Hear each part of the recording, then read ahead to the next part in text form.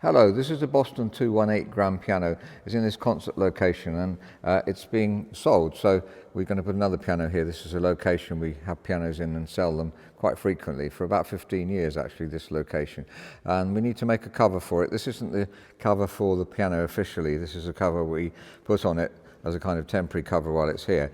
But the client who's bought the piano, and it's going to another church building actually, they want to have a cover on the piano. This red, by the way, this red border, the firm that makes those are not making them any longer, so normally this would be just a black cover, which is what we'll get for the church. The piano's black, so this is a Boston 218. And they haven't got the firm that makes the templates, the firm that makes the cover hasn't got a template for a Boston 218. So I'm just about to make one, and I'm going to go through the process, and I'm not the one who normally makes the covers, so if you've got any ideas that are better than what I'm doing, please let me know. They have a sign on this cover which is really useful. It's always put on. The church looks after it extremely well. Before making the template, I'm going to just measure the exact length. This is something my colleague and friend David McCulloch made, and a very clever idea, I think. So that obviously measures, you can see from the exact end of the piano where the keys are, and then going right through, you put that in a slot here. So that's tape measure slots in, and then we're going to measure the length to see how long it really is. So it looks as though it's 217. You often find there's a centimetre or two difference from what the model is. It's 217, that's a 218 Boston, and it's 217 long, which is, well, that's fine. Actually, it's very often the case with the top quality makes that they also have slight variations. So this is 217 long. Now I have a long roll of wrapping paper, and I've just cut some off and tried to line it up with the long side here as well as I possibly can. 120 centimetres wide, by the way.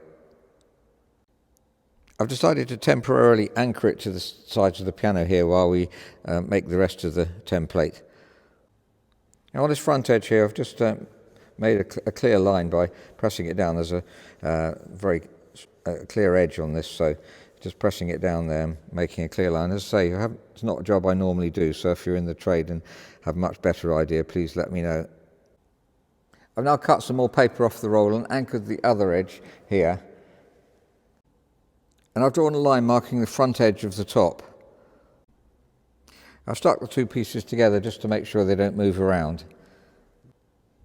Now, holding the edge tightly, I've drawn around the whole of the as it were, curved side. So the curved bits are difficult to do when you get round here, I find. If you've got any tips on that. I've realised actually I have a confession to make that I've never actually made a piano cover before, so why I'm making this video, I think mainly to see if I'm getting it right, and if you've got any ideas that might help as well. So I've written on their right side probably things that don't need to be written. This front bit's going to be a puzzle for me.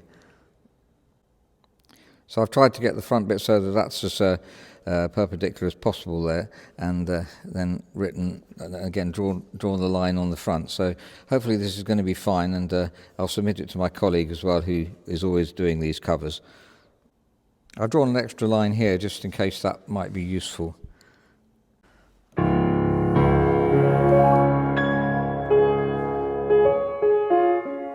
So that's the template making for a cover for a Boston grand piano 218, but I measured it at 217 centimetres, and I've realised I've never done this before, so this is a learning video for me. If you've got any comments, I'm sure I've done things wrong and perhaps done some things I didn't need to do as well, just some overkill maybe. But really pleased with the piano, and I just need to fine-check and fine-tune the piano before it goes as well. So thank you very much for listening.